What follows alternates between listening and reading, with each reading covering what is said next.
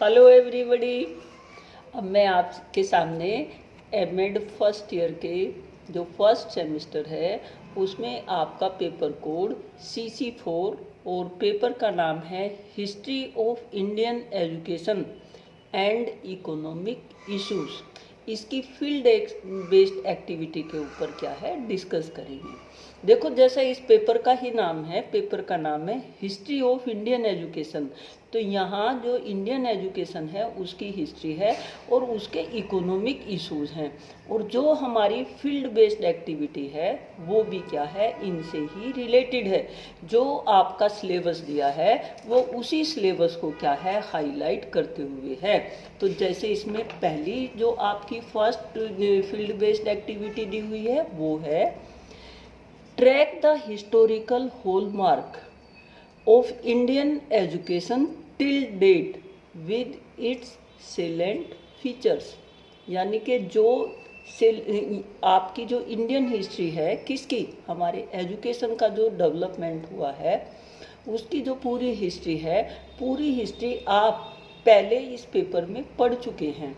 उसी हिस्ट्री को आपने जो जो आपकी यूनिट है, जैसे फर्स्ट यूनिट है, सेकंड यूनिट, थर्ड यूनिट, तो उन सब यूनिट में क्या है, आपको ये चीज़ें पढ़ाई गई हैं। आपको इन डिटेल बताया गया है कि इंडियन हिस्ट्री क्या थी। तो वही चीज़ें जो इम्पोर्टेंट जो इंडियन की इवेंट्स हैं, एजुकेशन से रिलेटेड जो कमीशन हैं, जो आयोग हैं, उनके हॉलमार्क को रिप्रेजेंट करना है। यहाँ हॉलमार्क से मतलब हुआ, जैसे आप कोई सामान खरीदते हो तो आप उस पर हॉलमार्क देखते हो। हॉलमार्क हर कंपनी का अपना एक लोगो होता है और एक स्टैम्प होती है जो ये शो करती है कि ये चीज़ ऑथेंटिक है, ये चीज़ एक स्टैंडर्ड रखती है। वैसे ही जो शिक्षा में जितने भी जो आयोग हुए हैं उनके जो इम्पोर्टेंट वर्क हैं, जिनकी वजह से क्या है उनको आज भी याद किया जाता है, तो वो उन चीज़ों के हॉलमार्क कहलाते हैं। जैसे जो है हमारा राइट टू एजुकेशन, जो आपका सेकंड इसमें दिया हुआ है फील्ड बेस्ड एक्टिविटी, ये क्या था, 2 दिसंबर 2002 को इस चीज़ के ऊपर क्या है एक कमेटी गठित की गई थी। और ये जो लागू हुआ था, ये लागू हुआ था 2009 में, और फिर जाके जो इसके ऊपर जो वर्क मेन जो कार्य शुरू हो गया था वो हुआ था 2010 में। तो यहाँ ये कहने का मतलब कि जब हमने जो है जब जब हमारे जो है कोई भी आयोग गठित हुए, कोई भी जो है शिक्षा की नीति हुई, कोई भी जो है कमीशन बैठे, तो उन्होंने जो इम्पोर्टेंट कार्य किए जिसकी वजह से क्या है उस आयोग को जाना जाता है, याद किया जाता है, उसकी इम्पोर्टेंट बातें लिखनी है।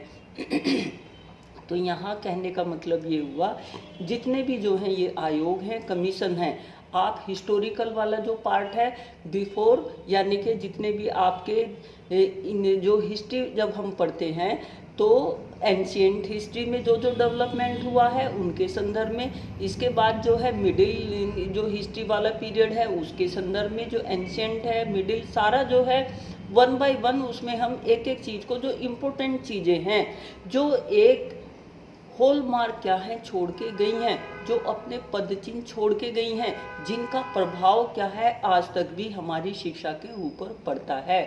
आपने उन चीज़ों को लेकर यहाँ क्या है एक्सप्लेन करना है। तो पूरी जो इंडियन हिस्ट्री है आप उसमें जितने भी इम्पोर्टेंट चीज़ें हैं उनको 1 बाय 1 एक्सप्लेन कर देंगे, और उनकी इम्पोर्टेंट बातें क्या हैं इसमें हाईलाइट कर दी जाएंगी। ये आपने क्या है, ये मान लो कि जो कुछ आपने यहाँ पेपर में इसमें पढ़ा है हिस्टोरिकल एस्पेक्ट वाले में, उन्हीं चीज़ों को आपने यहाँ क्या है ब्रीफ में सारा क्या है एक्सप्लेन करना है। ठीक है। अब इसके बाद दिया हुआ है write a report on the implementation and present status of right to education.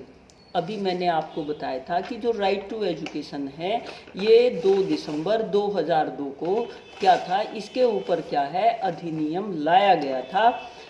2 दिसंबर 2002 को 86वां संशोधन हुआ था और अनुच्छेद 21A के तहत इसको क्या है लाया गया। और ये जो फिर इसके बाद जो ये कार्य रूप में जो आया 2009 में आया, और 2009 में जो था इसमें फिर जो है थोड़े और संशोधन किए गए।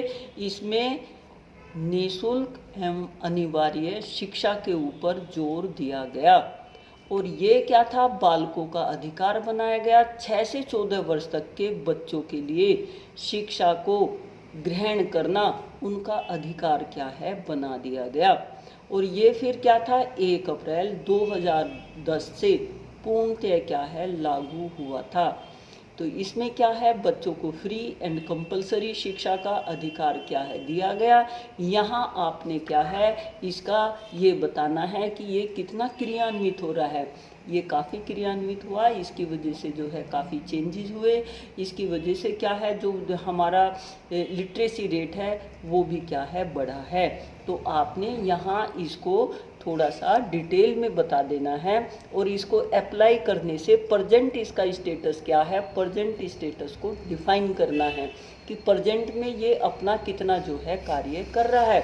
ये राइट टू एजुकेशन होने की वजह से बच्चों का क्या है, एनरोलमेंट भी बढ़ा, बच्चों का लिटरेसी रेट भी बढ़ा है।